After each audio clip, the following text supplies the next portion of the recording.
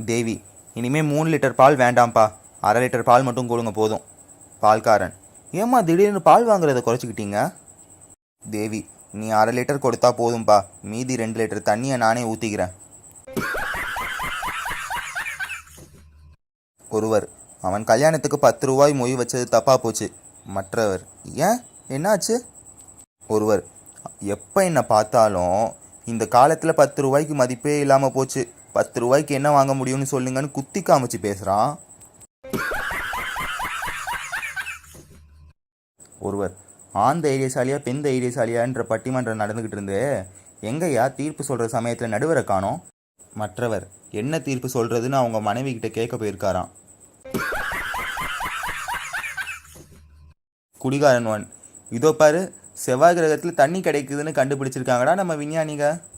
குடிகாரன் 2, அப்படியே அங்கே ஊறுகாயும் கிடைக்குன்னு சொல்லிட்டாங்கன்னா நல்லா இருக்கும். பேரன், பாட்டி நான் பரீட்சைக்கு போகிறேன், ஆசீர்வாதம் பண்ணுங்க. பாட்டி, நல்லா பார்த்து எழுதிட்டு வாடா.